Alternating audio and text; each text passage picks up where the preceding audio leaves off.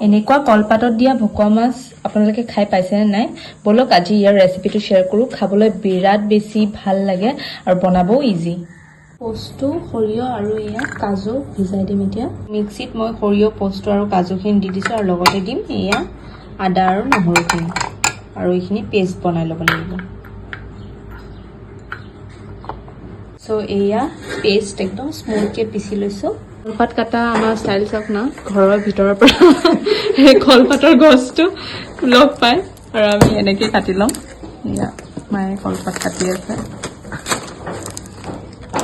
আৰু এতিয়া খিৰিকী দি ৰ'বা মাছ পাতত দিয়া খাব লাগিব। এয়া কলপাত আৰু এয়া আমাৰ বেডৰুমৰ পৰা এনেকৈ বাহিৰলৈকে কলপাত আছে। এয়া মই বনাম ভকুৱা মাছেৰে। মাছকেইটা নাভাজিলেও হয়, ডাইৰেক্ট দিব পাৰে, কিন্তু মই আজি অকণমান ভাজি দিম, তেতিয়া মানে কালাৰটো বহুত ধুনীয়া আহে আৰু খাবও টেষ্টটো বাঢ়ি যায়। এতিয়া মই মাছকেইটা এনেকৈ কলপাতত ওলাই ল'ম। দেখিছে নহয়, বেছি ভজা নাই, মানে একদম অকণমান কালাৰ আহিছে। মাছৰ ওপৰত মই দি দিছোঁ এই গোটেই পেষ্টখিনি, সানি দিম আৰু এইখিনি ধুনীয়াকৈ সানিব লাগিব। মাছ কেইপিছত ধুনীয়াকৈ সানিব লাগিব।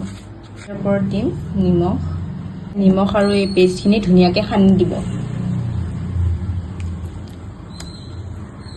আৰু আমি যিহেতু মাছটো ভাজি দিছোঁ, আপোনালোকে মাছটো নাভাজাকৈও দিব পাৰে, ডাইৰেক্ট দিলেও টেষ্টটো সেনেকুৱাই আহে খাবলৈ, কিন্তু এই ভাজি দিলে কালাৰটো ভাল আহে। তাৰ ওপৰত দিম এতিয়া এয়া গোল গোলকৈ দেখিছে নহয়, পিঁয়াজখিনি কাটি লৈছোঁ। এই পিঁয়াজখিনি ইয়াতে দি দিম, একদম ধুনীয়াকৈ এইখিনি সিজি যাব মানে ভাপতে। জলকীয়া দেখিছে নহয়, এনেকৈ ফালি ফালি দিছোঁ। ইয়াৰ ওপৰত ধুনীয়াকৈ জলকীয়াকেইটা দি দিব। যিমান জ্বলা খায় সেইটো হিচাপত আপোনালোকে দিব। আমাৰ চবেই জ্বলা খায় যে, সেইকাৰণে অকণমান বেছিকৈ দিছোঁ। আৰু ইয়াৰ ওপৰত দিম মই এতিয়া অলপ কেঁচা মিঠাতেল। এইটোৱে টেষ্টটো আনিব। লগতে এয়া ছিঙি আনিছিলোঁ মান ধনিয়া, আমাৰ ঘৰৰে মান ধনিয়া, এনেকৈ চবফালে দিব, বিৰাট ধুনীয়া গোন্ধ আহে। আৰু এটা বস্তু মই দিওঁ, এইটো হয় নেমুৰ পাত। আপোনালোকৰ যদি ঘৰত যদি এনেকুৱা থাকে ন, নেমুৰ এটা ইমান ধুনীয়া গোন্ধ ইয়াতে মানে মাছত সেইটো আহি যায়, এনেকৈ দিব।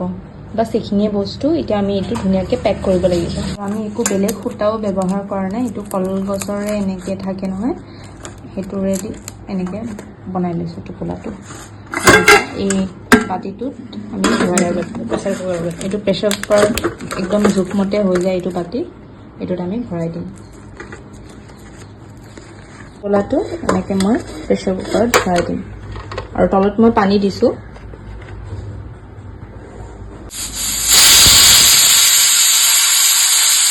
এয়া আহি গ'ল আমাৰ চিটি। মাছ আমাৰ ৰেডি হৈ গৈছে। দেখাই আছোঁ আপোনালোকক খুলি।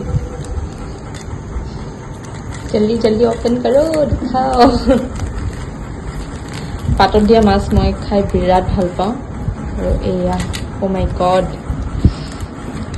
খোলাৰ লগে লগে যি স্মেল আহিছে, অ' মাই গড। আৰু এয়া থালত ওলাই কিনে আপোনালোকক দেখাই আছোঁ ৰ'ব। ত' এয়া হৈ গ'ল মোৰ কলপাতত দিয়া ভকুৱা মাছ ৰেডি।